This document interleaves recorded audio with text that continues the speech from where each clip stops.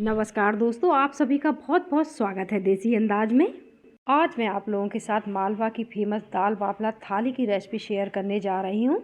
यहाँ के लोग यह गर्मा गर्म घी में डूबे हुए बाफला और चटपटी तीखी दाल के इतने दीवाने होते मैं आपको बता नहीं सकती। उनको यह इतना पसंद होता है कि वो इसे बनाना मुश्किल कर देते। जी हाँ, पिछले 20 साल से मैं मेरे परिवार में यह देख रही हूँ। घर के बड़े भी बच्चों की तरह हरकतें करने लग जाते, बार बार बस एक ही सवाल पूछते, कितनी देर और लगेगी इसको बनने में। बाफला, तीखी दाल, गर्मा गर्म कढ़ी, हरी चटनी, सूखे आलू की सब्जी, सलाद, चावल और चूरमा के लड्डू। जी हाँ, इस थाली में आपको इतना सब कुछ मिलने वाला है। इसे खाते हुए आपका पेट तो भर जाएगा, लेकिन दिल आपका कभी नहीं भरेगा। इस थाली को परफेक्ट बनाने के लिए इससे संबंधित सभी बारीकियों को मैंने शामिल किया है। आप वीडियो के एंड तक जुड़े रहिएगा। सबसे पहले हम बाफला के लिए आटा लगा लेते हैं। इसके लिए मैं 4 कप गेहूं का सिंपल आटा ले रही हूँ, जिससे हम रोटियां बनाते हैं। 1 कप मक्के का आटा। यदि मक्के का आटा नहीं लेना चाहें तो इतना ही आप सूजी ले सकते हैं। इसमें डालेंगे 1-1 चम्मच नमक, बेकिंग सोडा, हल्दी और 1 चम्मच अजवाइन। अजवाइन से डाइजेशन में मदद मिलती है। इसे इस तरह हाथ से रगड़ कर डालें। अब बीच में इस तरह चम्मच से गड्ढा करें और गड्ढा करने के बाद इसमें डाल रही हूँ 1/4 कप गरम तेल। तेल की जगह आप घी भी ले सकते हैं, लेकिन सर्दियों के मौसम में तेल से बाफले सॉफ्ट बनते हैं। अब इन सबको अच्छी तरह से मिक्स कर लीजिए। हमारे यहाँ किराने की दुकान पर बाफले का आटा आसानी से मिल जाता है। उसमें सूजी या मक्के के आटा मिलाने की ज़रूरत नहीं पड़ती है। बाफले के आटे में अलग से कुछ भी नहीं रहता। गेहूं का जो नॉर्मल आटा रहता है उससे थोड़ा सा यह मोटा होता है। मिक्स करने के बाद गुनगुने पानी से इसे गूंद लीजिए। जब दूध सुबह ख़त्म हो जाता है तो मैं उसी भगोनी में थोड़ा पानी डालकर गुनगुना कर लेती हूँ और उसी से डेली आटा गूंथती हूँ। आज भी मैंने ऐसा ही किया है। आप सिंपल पानी से भी इसे गूंथ सकते हैं। सबसे पहले हमें बाफले के आटे को इस तरह से पानी डाल डालकर एक जगह इकट्ठा करना रहता है। बाफला कितना सॉफ्ट बनेगा यह आटे के गूंदने के ऊपर भी डिपेंड करता है। आटे को एक जगह इकट्ठा करने के बाद इसी तरह से इसे फोल्ड करते हुए हमें इसे गूंदना है। इसका आटा पूड़ी, पराठे और रोटी के आटे से बिल्कुल अलग तरीके से गूंदा जाता है। इस आटे को इसी तरह फोल्ड करते हुए 5-6 मिनट तक मसलते रहना। इससे आटा नरम हो जाता है और बाफले बहुत सॉफ्ट बनते हैं। बाफले के आटे को कभी भी इस तरह उंगलियों से दबाते हुए ना गूंदें, इससे बाफले टाइट हो जाएंगे। इस आटे को पूड़ी के आटे की तरह ही रखना है, ना तो बहुत ज़्यादा सॉफ्ट और ना ही बहुत ज़्यादा ढीला रखना है। गूंदने के बाद 10 मिनट के लिए इसे रेस्ट करने के लिए छोड़ दीजिए। अब कढ़ी बना लेते हैं। इसके लिए मैंने 200 ml ताज़ा दही लिया है। दही को सबसे पहले एक बड़े बर्तन में ट्रांसफ़र कर लेते हैं। बाफले की कढ़ी काफ़ी पतली बनती है, इसलिए इसमें सिर्फ 2 छोटे चम्मच बेसन डालना है, आधा चम्मच हल्दी पाउडर और यह 2 चम्मच मैंने हींग को पानी में घोल कर रखा हुआ था। इस तरह हींग की खुशबू बहुत अच्छी आती है। अब इसे अच्छी तरह से फेंट लीजिए। आप चाहें तो हल्दी को भी स्किप कर सकते हैं। बाफले की कढ़ी में हल्दी नहीं डाली जाती है। इसमें 2 गिलास पानी डाल दीजिए।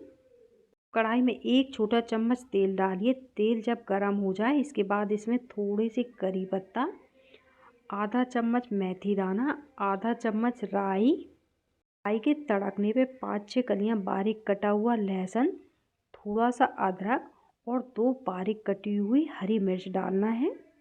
लहसुन और अदरक को हमें बहुत ज़्यादा ब्राउन नहीं करना है, सिर्फ 2-3 मिनट इन्हें हल्का सा कलर चेंज करने तक फ्राई करिए।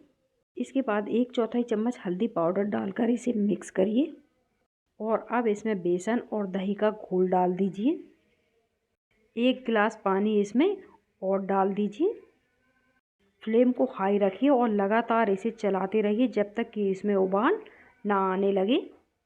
कढ़ी को चलाना बहुत ज़रूरी है, वरना इसका छाछ फट जाएगा।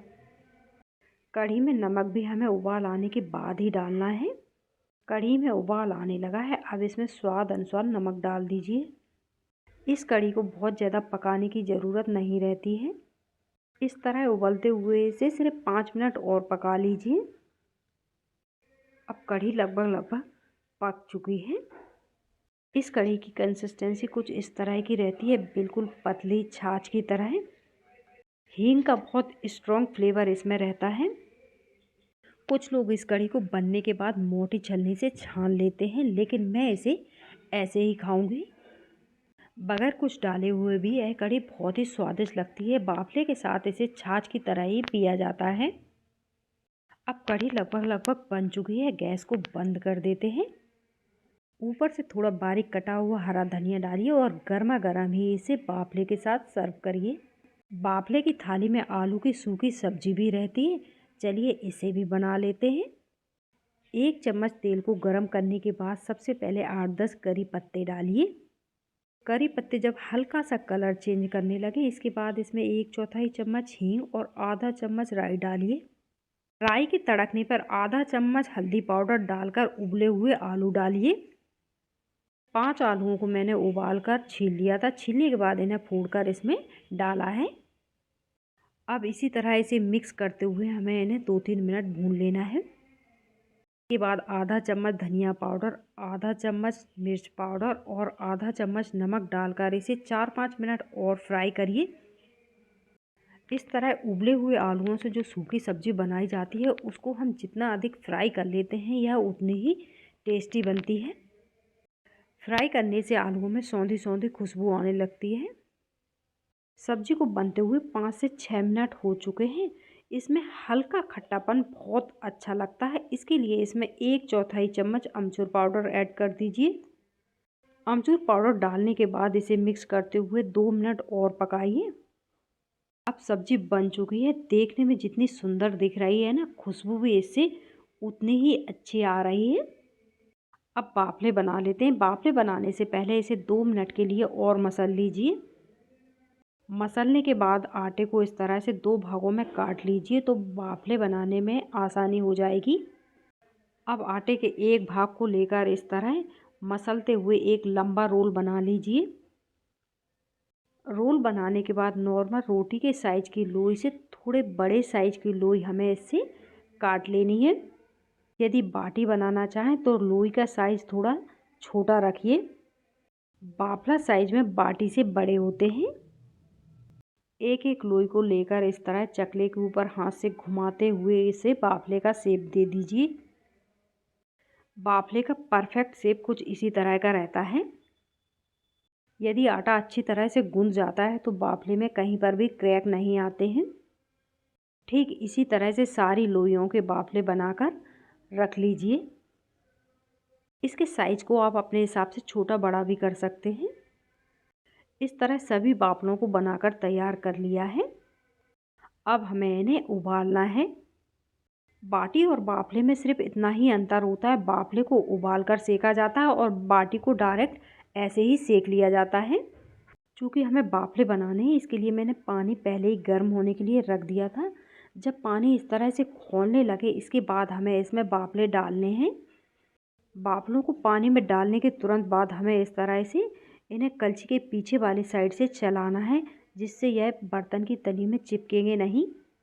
कलछी के पीछे साइड से चलाने से बाफले टूटते नहीं हैं। 2-3 मिनट में बाफले अपने आप पानी में ऊपर तैरने लग जाते हैं। इस साइज़ के बाफले उबलने में मुश्किल से 7 से 10 मिनट का समय लगता है। इन्हें चेक करने के लिए एक टूथपिक को इसके अंदर डालकर देखिए, यदि वो क्लीन निकल आती है तो बाफले बॉयल हो चुके हैं। बाफले बॉयल हो चुके हैं, इन्हें निकाल लेते हैं। इस पानी को भी हमें फेंकना नहीं है। दाल गाढ़ी होने पर इस पानी को हम उस दाल में ऐड कर सकते हैं। बाफले पानी से निकालने के बाद 5 मिनट के लिए खुली हवा में रखकर छोड़ दीजिए। जब तक बाफले का ऊपर का पानी सूख रहा है, हम दाल में तड़का लगा लेते हैं। इसके लिए मैंने कढ़ाई में 2 बड़े चम्मच तेल डालकर गर्म होने के लिए रख दिया है। तेल के गर्म होने पर इसमें कुछ खड़े गरम मसाले डालिए, तेज़पत्ता, दालचीनी, काली मिर्च और लौंग। इसके बाद इसमें आधा चम्मच जीरा डालकर तड़काइए। जीरा के तड़कने के बाद इसमें एक बारीक कटा हुआ प्याज डालिए। प्याज को हमें लाइट ब्राउन होने तक फ्राई करना है। प्याज के लाइट ब्राउन होने पर इसमें 1 चम्मच अदरक लहसुन का पेस्ट ऐड करिए। अदरक लहसुन के पेस्ट को 2 मिनट इसी तरह फ्राई करिए। इसके बाद इसमें बारीक कटे हुए 2 टमाटर डाल दीजिए। अब इसमें 1 चम्मच हल्दी पाउडर, 1 चम्मच धनिया पाउडर, 1 चम्मच लाल मिर्च पाउडर और 1 चम्मच कलर के लिए कश्मीरी लाल मिर्च पाउडर डालेंगे। साथ ही थोड़ा सा पानी डालकर इन मसालों को तेल छोड़ने तक पका लीजिए। अब टमाटर नरम हो चुके हैं। इसमें आधा चम्मच गरम मसाला पाउडर और 1 चम्मच कसूरी मेथी को कुछ इस तरह से हाथों से रगड़कर डाल दीजिए। कसूरी मेथी का फ्लेवर बाफले की दाल में बहुत ही अच्छा लगता है। जब मसाला इस तरह से तेल छोड़ने लगे मतलब यह परफेक्ट फ्राई हो चुका है। इसमें उबाल कर रखी हुई दाल ऐड कर दीजिए। मैंने 1 कप तुअर की दाल को 500 ml पानी, थोड़ा सा हल्दी नमक के साथ 2 सीटी आने तक कुकर में डालकर बॉईल कर लिया था। बाफले के साथ बहुत ज़्यादा गाढ़ी दाल को नहीं खाया जाता। यदि दाल गाढ़ी लगे तो जिस पानी में हमने बाफले उबाले थे उस पानी को हम इसमें ऐड कर सकते हैं। इस तरह तड़के को मिक्स करते हुए 2 मिनट इसे और पका लीजिए। सबसे अंत में मैं इसमें गुड़ डाल रही हूँ। इस दाल में हल्की सी मिठास होती है। यदि आप मीठा पसंद नहीं करते तो गुड़ नहीं डालें। गुड़ इस दाल में घुलकर मिल चुका होगा। अब गैस को बंद कर देते हैं। ऊपर से थोड़ा सा बारीक कटा हुआ हरा धनिया डाल दीजिए।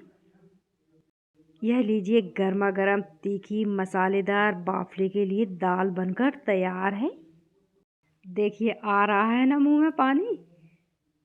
अब बाफले सेक लेते हैं। इन्हें गैस के तंदूर, कंडों की आग या फिर माइक्रोवेव ओवन में सेक सकते हैं। मुझे माइक्रोवेव में ही सेकने पड़ेंगे क्योंकि मेरे घर के आंगन में बहुत ज़्यादा कोहरा हो रखा है। बाफलों को जाली के ऊपर रखते समय हमें ध्यान रखना है इनके गीले वाले भाग को ऊपर की साइड रखना है। मैं इन्हें माइक्रोवेव ओवन में कन्वेक्शन मोड पर 180 डिग्री टेम्परेचर पर 35 से 40 मिनट के लिए रखकर छोड़ दूंगी। जब तक बाफले सिक रहे हैं हम चूरमा के लड्डू बना लेते हैं। चूरमा के लड्डू बनाने के लिए मैंने 4 बाटी को बगैर उबाले माइक्रोवेव में 40 मिनट रखकर सेक लिया था। अब इन चारों बाटी को इस तरह से फोड़कर इनका चूरमा बना लेंगे। इस चूरमा को मिक्सर जार में डालकर और बारीक कर लीजिए। इसी जार में मैंने चीनी पीसी थी, इस वजह से यह सफ़ेद पाउडर जैसा लगा हुआ दिख रहा है। सभी बाटियों को पीसकर चूरमा बना लिया है। अब इसमें 1 चम्मच हरी इलायची पाउडर, 1 कप पिसी हुई चीनी, आधा कप अपनी पसंद के कोई भी कटे हुए ड्राई फ्रूट्स डालकर इन्हें अच्छी तरह से मिक्स कर लीजिए।